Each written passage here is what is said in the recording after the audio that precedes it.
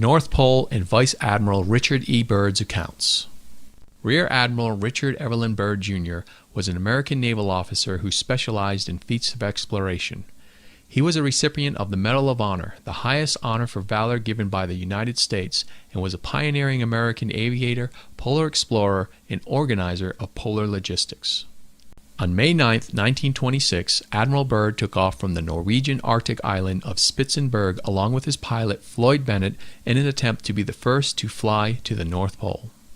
About 16 hours later, the pair returned to the island in their Fokker trimotor airplane, the Josephine Ford, saying that they had indeed accomplished the feat. Byrd submitted his navigational records to the U.S. Navy and a committee of the National Geographic Society, one of his sponsors, who confirmed the accomplishment according to the Ohio State University libraries. Byrd was hailed as a hero and given the Medal of Honor. However, for some unknown reason, Admiral Byrd's official accounts of his journey were not long after disproved and even denied as inconclusive. When you learn of what Admiral Byrd claims to have found and experienced on his Arctic North Polar journey, it becomes clear why the official channels of society may have quickly decided to dismiss his claims. However, we must take into consideration the fact that Rear Admiral Richard E. Byrd was a well-respected member of society and highly decorated member of the U.S. Navy. The following is a reading of the official transcripts of Rear Admiral Richard E. Byrd's flight logs recording during and shortly after his pioneering journey deep into the unknown regions of the Arctic North Pole on the 19th of February 1947. 0600 hours. All preparations are complete for our flight northward, and we are airborne with full fuel tanks at 0610 hours. 0620 hours. Fuel mixture on starboard engine seems too rich. Adjustment made and Pratt Whitneys are running smoothly. 0730 hours. Radio check with base camp. All is well and radio reception is normal. 0740 hours. Note slight oil leak in starboard engine. Oil pressure indicator seems normal, however. 0800 hours. Slight turbulence noted from easterly direction at an altitude of 2,321 feet. Correction to 1,700 feet. No further turbulence, but tailwind increases. Slight adjustment in throttle controls. Aircraft performing very well now. 0815 hours. Radio check with base camp. Situation normal. 0830 hours. Turbulence encountered again. Increase altitude to 2,900 feet. Smooth flight conditions again. 0910 hours.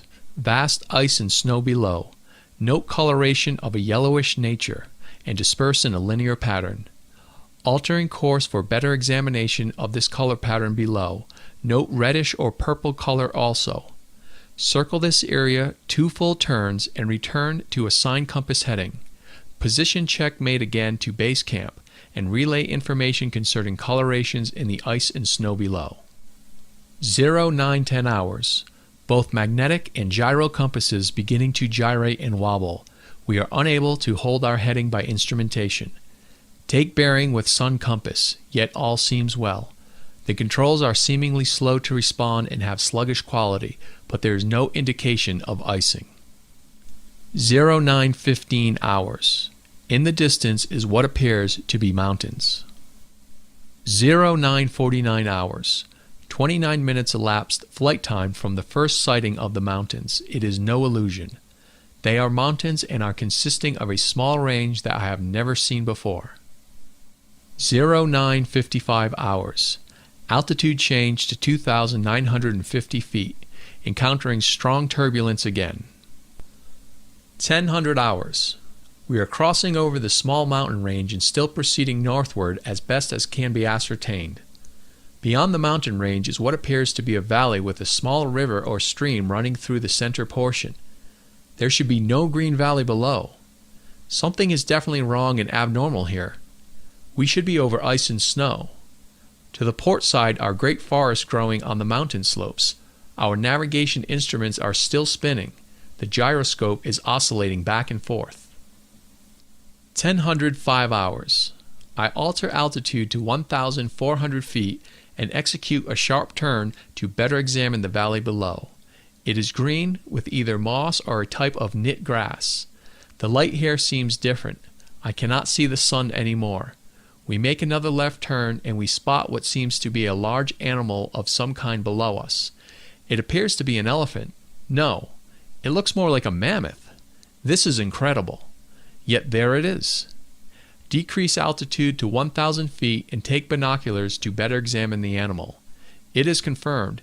It is definitely a mammoth-like animal. Report this to base camp. 1030 hours. Encountering more rolling green hills now. The external temperature indicator reads 74 degrees Fahrenheit. Continuing on our heading now. Navigation instruments seem normal now. I am puzzled over their actions. Attempting to contact base camp. Radio is not functioning. 1130 hours. Countryside below is more level and normal, if I may use that word. Ahead we spot what seems to be a city. This is impossible. Aircraft seems light and oddly buoyant. The controls refuse to respond. My God! Off our port and starboard wings are a strange type of aircraft. They are closing rapidly alongside. They are dish-shaped and have a radiant quality to them. They are close enough now to see the markings on them. It's a type of swastika. This is fantastic. Where are we? What has happened? I tug at the controls again. They will not respond. We are caught in an invisible vice grip of some type. 1135 hours. Our radio crackles and a voice comes through in English with what is perhaps a slight Nordic or Germanic accent. The message is, "Welcome, Admiral, to our domain. We shall land you in exactly 7 minutes. Relax, Admiral, you are in good hands." I note the engines of our plane have stopped running. The aircraft is under some strange control and is now turning itself. The controls are useless. 1140 hours. Another radio message received. We begin the landing process now, and in moments the plane shudders slightly and begins a descent as though caught in some great unseen elevator. The downward motion is negligible, and we touch down with only a slight jolt. 1145 hours. I am making a hasty last entry in the flight log. Several men are approaching on foot toward our aircraft. They are tall with blonde hair. In the distance is a large shimmering city pulsating with rainbow hues of color. I do not know what is going to happen now, but I see no signs of weapons on those approaching. I hear now a voice ordering me by name to open the cargo door. I comply. End log. From this point, I write all the following events here from memory. It defies the imagination. It would seem all but madness if it had not happened. The radio man and I are taken from the aircraft, and we are received in a most cordial manner. We were then boarded on a small platform-like conveyance with no wheels. It moves us toward the glowing city with great swiftness. As we approach, the city seems to be made of a crystal material. Soon we arrive at a large building that is a type I have never seen before. It appears to be right out of the design board of Frank Lloyd Wright, or perhaps more correctly, out of a Buck Rogers setting. We are given some type of warm beverage, which tasted like nothing I have ever savored before.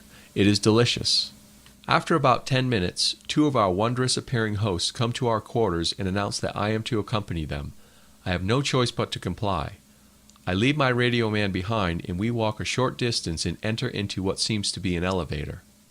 We descend downward for some moments. The machine stops and the door lifts suddenly upward. We then proceed down a long hallway that is lit by a rose-colored light that seems to be emanating from the very walls themselves. One of the beings motions for us to stop before a great door. Over the door is an inscription that I cannot read. The great door slides noiselessly open, and I am beckoned to enter. One of my hosts speaks. "Have no fear, Admiral. You are to have an audience with the Master."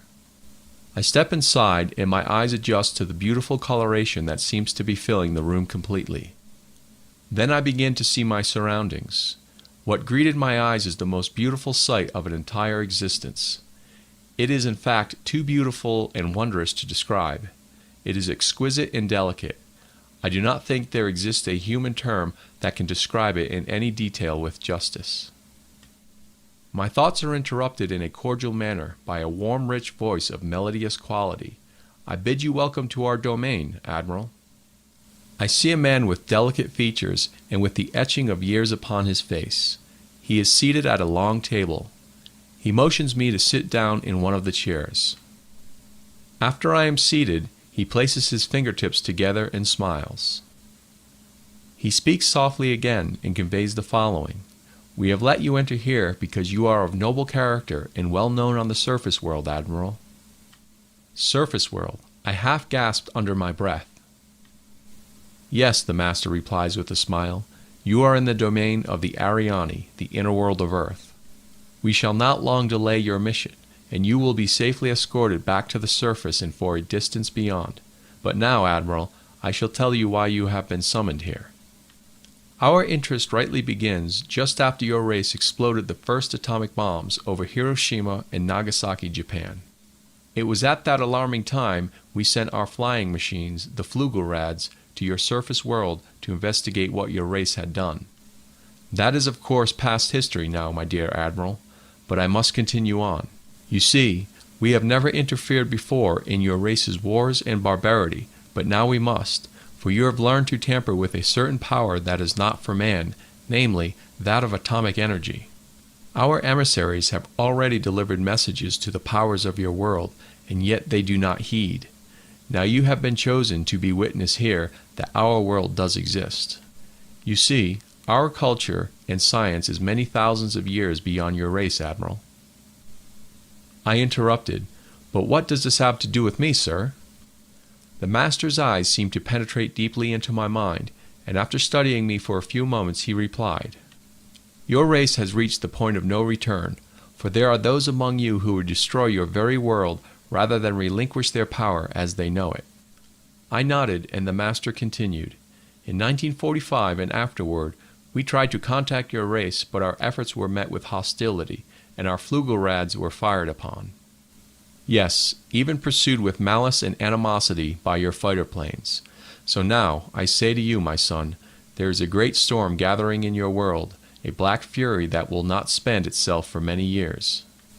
There will be no answer in your arms. There will be no safety in your science. It may rage on until every flower of your culture is trampled, and all human things are leveled in vast chaos. Your recent war was only a prelude of what is yet to come for your race. We here see it more clearly with each hour. Do you say I am mistaken? No, I answer.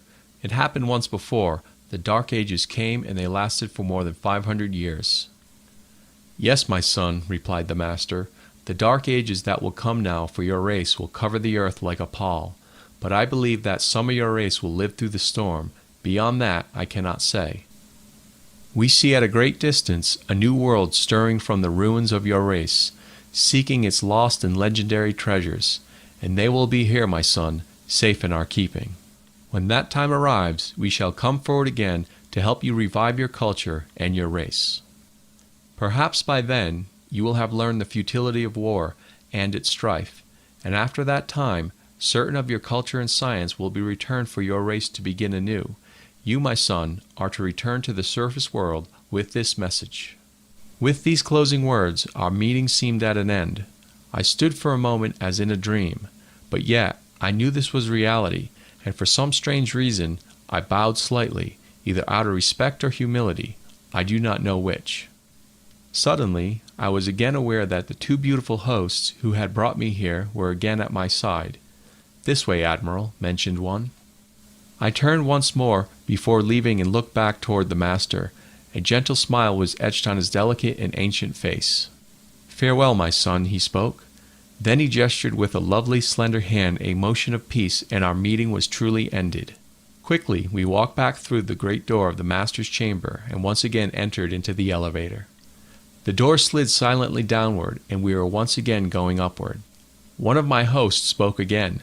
We must now make haste, Admiral, as the Master desires to delay you no longer on your scheduled timetable, and you must return with his message to your race. I said nothing. All of this was almost beyond belief, and once again my thoughts were interrupted as we stopped. I entered the room and was again with my radio man. He had an anxious expression on his face. As I approached, I said, "It is all right, Howie.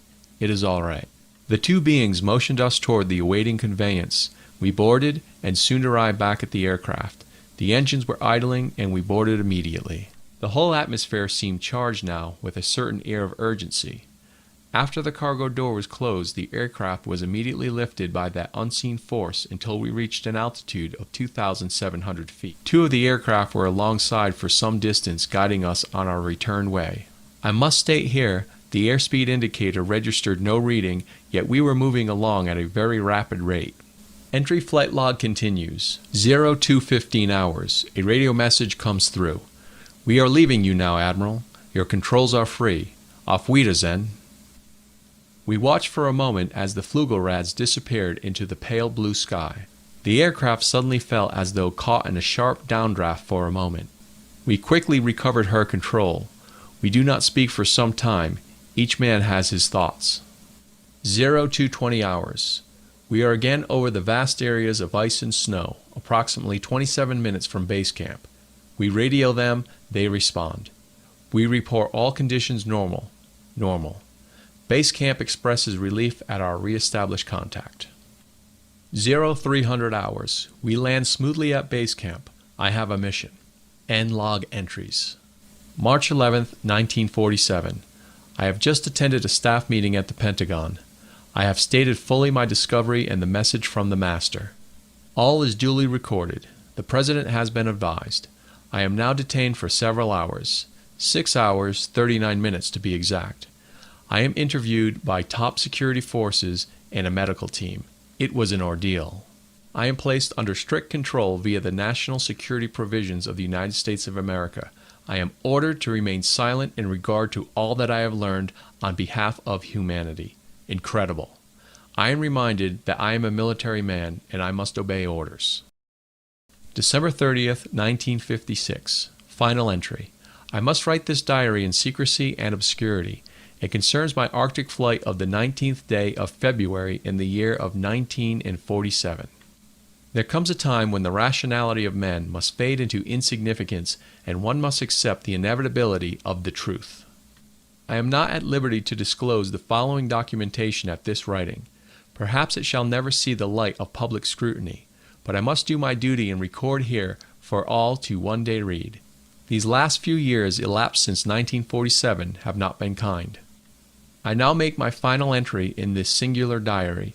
In closing, I must state that I have faithfully kept this matter secret as directed all these years. It has been completely against my values of moral right. Now I seem to sense the long night coming on, and this secret will not die with me, but as all truth shall, it will triumph, and so it shall. This can be the only hope for mankind. I have seen the truth, and it has quickened my spirit and has set me free. I have done my duty towards the monstrous military-industrial complex. Now, the long night begins to approach, but there shall be no end. Just as the long night of the Arctic ends, the brilliant sunshine of truth shall come again, and those who are of darkness shall fall in its light. For I have seen that land beyond the pole, that center of the great unknown. Admiral Richard E. Byrd, United States Navy, December 24th, 1956.